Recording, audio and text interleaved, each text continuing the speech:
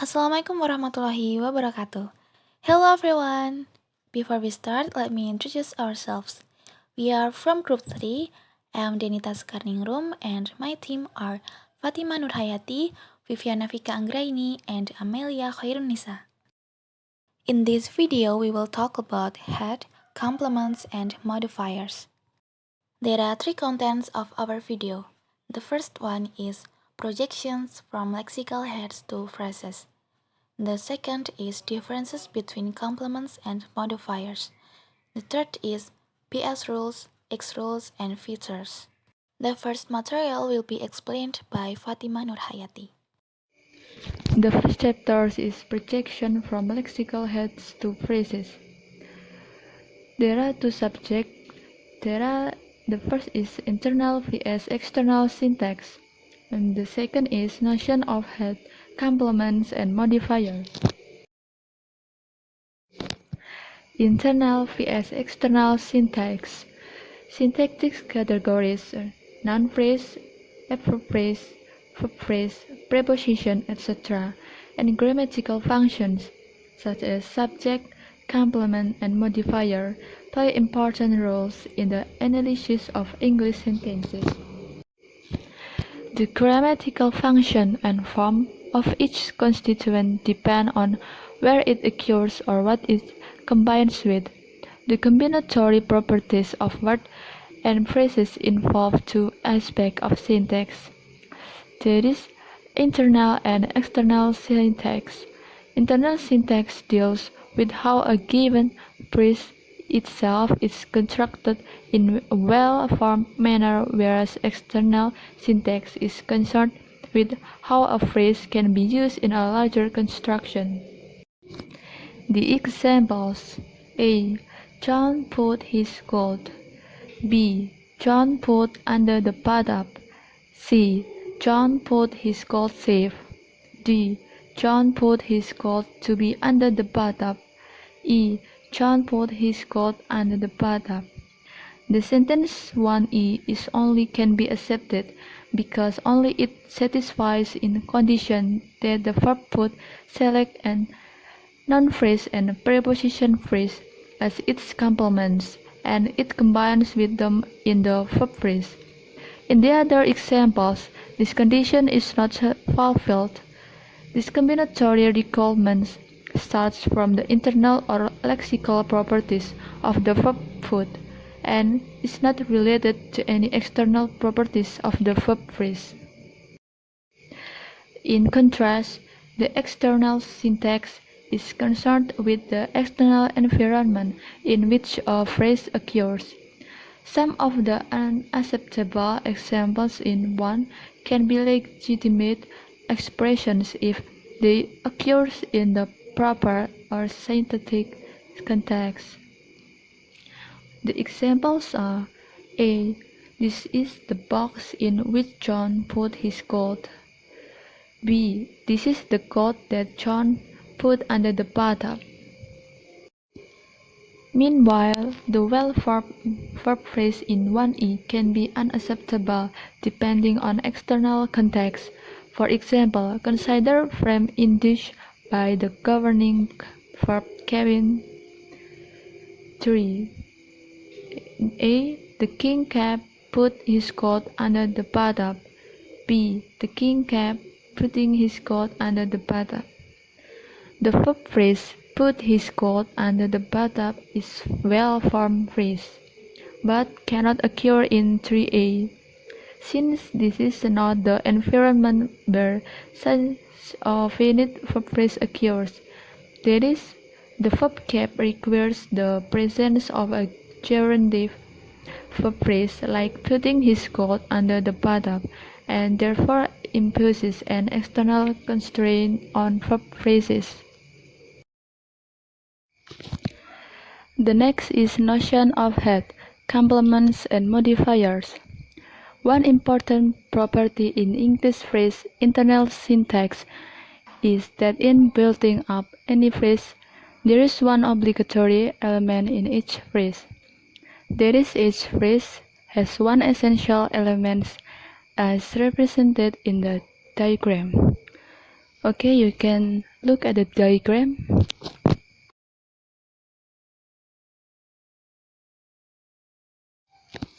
The circled element here is the essential, obligatory element within the given phrase. We call this essential element the head of the phrase. The head of each phrase thus determines its projection into a larger phrasal constituent. The head of a noun phrase is thus noun. The head of a verb phrase is verb, and the head of an adjective phrase is adjective. The notion of headedness plays an important role in the grammar. For example, the verb put, functioning as the head of a verb phrase, dictates what is must combine with two complements, noun phrase and preposition phrase. So it can be summarized as follows. The first, head. It is a lexical or phrasal element that is essential in forming a phrase. The second is complement. It is a phrasal element that a head must combine with or a head select. These include direct object, indirect object, predicative complements, and oblique complements. The third is modifier. It is a phrasal element not selected by the verb function as a modifier to the head phrase. And the fourth is minimal phrase. It is a minimal phrase is the phrase including this head and all of its complements. And the last is maximal phrase. It is a maximal phrase is the phrase that includes complements as well as modifiers. The second, differences between complements and modifiers.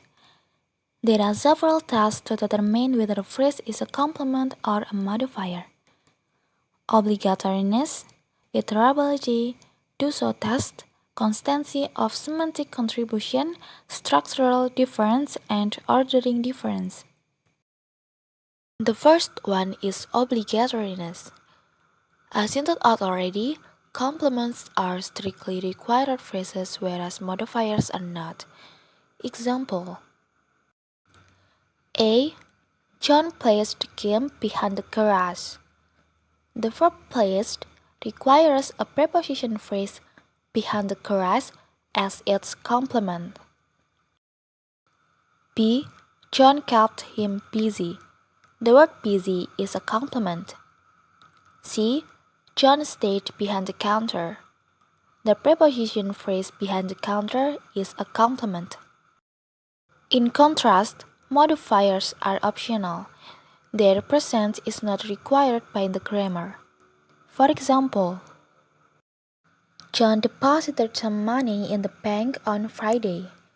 The preposition phrase on Friday is optional here, serving as a modifier.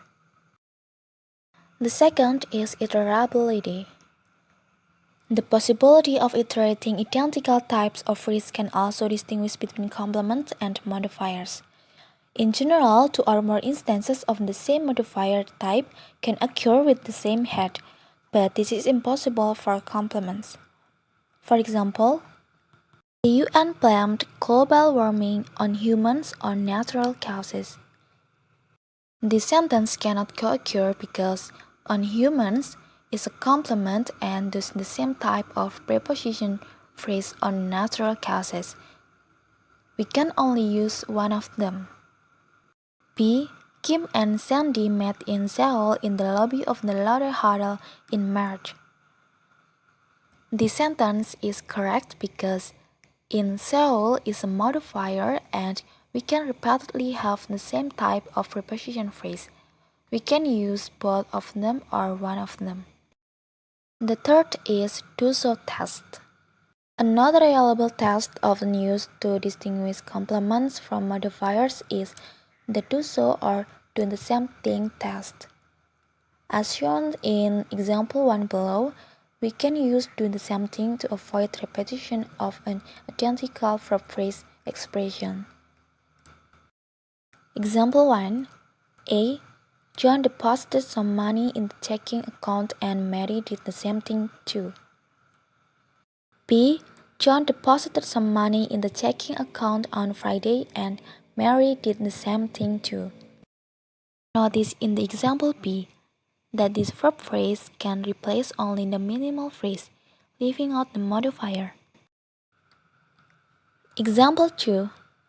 John deposited some money in the checking account on a Friday and Mary did the same thing on Monday. Something can be replaced by do the same thing. Then it is either a minimal or maximal phrase. This is term means that its replacement verb phrase cannot be understood to leave out any complements. This can be verified with more data. In the example 3, there are incorrect sentences. Because here the preposition phrase in the checking account and to the student are both complements, and thus they should be included in the do the same thing phrase. This gives us the following informal generalization. Do so replacement condition. The phrase do so or do the same thing can replace a verb phrase which includes at least any complements of the verb. This condition explains why we cannot have another locative complement phrase in the savings account or to the teacher in example 3. The fourth is constancy of semantic contribution. An adjunct can co-occur with a relatively broad range of heads, whereas a complement is typically limited in its distribution. Note the following contrast. 1. A. Kim camps or jogs or mediates on the hill. B. Kim jogs on the hill or under the hill or over the hill. 2. A. Kim depends or relies on Sandy. B. Kim depends on Sandy.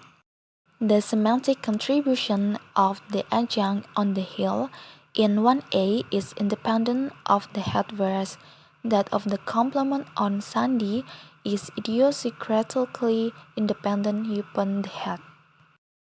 The fifth is structural difference. We could distinguish complement and modifier by three structures. Complements combined with a lexical head, not a phrase, to form a minimal phrase, whereas modifiers combine with a phrase to form a maximal phrase. There are different structures between complement and modifier. In the example A, the preposition phrase in the room as a modifier, and the example B, preposition phrase in the room as a complement, because the verb put is required in the preposition phrase. The sixth is ordering difference.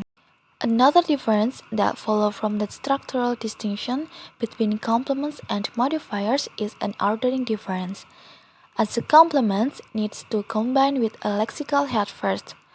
Modifiers follow complements. The example A. John met a student in the park. The sentence is can occur. B. John met in the park a student. The sentence is cannot occur. A similar contrast when be observed in this following contrast. A. The student of linguistics with long hair. The sentence is can occur, and the example B. The student with long hair of linguistics cannot occur. With long hair as a modifier, of linguistics as a complement. This is why with long hair cannot occur between the head student and its complement of linguistics. We have seen in Chapter 2 that PS rules can describe how English sentences are formed. However, two main issues arise with the content of PS rules. The first is related to the headedness of each phrase, often called the endocentricity property of each phrase. Let us consider the PS rules that we saw in the previous chapters. We have seen that PS rules such as those in 29 can characterize well-formed phrases in English, together with an appropriate lexicon. 29. A. Subject. non-praise, verb praise. B. Non-praise, determiner adjective praise, noun. C. Verb praise, verb, non-praise, verb praise, and etc.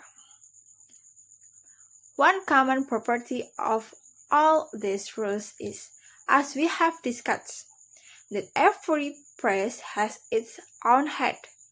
In this sense, each praise is the projection of a head and thereby has the endocentricity. However, we can ask the theoretical question of whether there or not we can have rules like the following, in which the praise has no head at all. A. Verb praise, pronoun, non-praise. B. Non-praise, pronoun praise, subject. Nothing in the grammar makes such PS rules unusual or different in any way from the set in 29. Yet, if we allow such non-endocentric PS rules in which a phrase does not have a lexical head, the grammar would then be too powerful to generate only the grammatical sentence of language. Another limit that we can find from the simple PS rules concerns an issue of redundancy. Observe the following. 31. A. The problem disappeared the acquisition. B. The problem disappeared. 32. A. The defendant denied. B. The defendant denied the accusation. 33. A. The boy gave the book. B. The boy gave the baby the book. What these examples show is that each verb has its own requirements for its complements. For example, Danny requires an non-praise, whereas disappear does not, and gave requires two non-praise as its complements. The different patterns of complementation are said to define different subcategories of the type verb. The specific pattern of complements is known as the subcategorization requirement of each verb, which can be represented as following: intransitive, transitive, or distransitive. 34. A. Disappear, intransitive. B. Deny, transitive, non-praise. C. Give, distransitive, non-praise, non-praise. In order to understand more about the structures that rules described, we need two more notions: intermediate category or praise and specifier or SPR. We modify the idea of the intermediate category, and then specifier is a counterpart of it. Consider the examples. A. Every photo of Max and sketch by his students appeared in the magazine. B. No photo of Max and sketch by his students appeared in the magazine. What are the structures of these two sentences? During the press or every photo of Max and sketch by his students from non-praise. It is not difficult to see sketch by his students is not a full non-praise by itself, for if it was, it should be able to appear as subject by itself. Sketch by his students appeared in the magazine. The complementary notion that we introduce at this point is specifier, which can include the word just mentioned as well as phrases, as we illustrate in 41. Even though the noun phrase and subject are different phrases, we can notice several similarities. In the noun phrase structure, the head noun distraction combines with its complement and forms an intermediate phrase noun, which in turn combines with the specifier determiner phrase the enemies. In the subject structure, the head verb combines with its complement the city and forms a verb phrase. This resulting verb phrase then combines with the subject the enemy, which is also a specifier. In a sense, the verb phrase is an intermediate phrase that requires a subject in order to be a full and complete subject. Given the similarities between noun phrase and subject structure, we can generalize over them as in 45, where X is a variable over categories such as noun, verb, preposition, and other grammatical categories. This structure in turn means the grammar now includes the following two rules. You can see it on the slide. These head specifier and head complement rules, which form the central part of X theory, account for the core structure of noun phrase as well as the of subject. In fact, these two general rules can also represent most of the PS rules we have seen so far. In addition to these two, we just need one more rule. You can see it on the slide. This head modifier rule allows a modifier to combine with its head as in the PS rule verb phrase. Verb phrase, adverb or preposition phrase as presented in the following. You can see it on the slide. One thing to notice in the head complement rule is that the head must be a lexical element.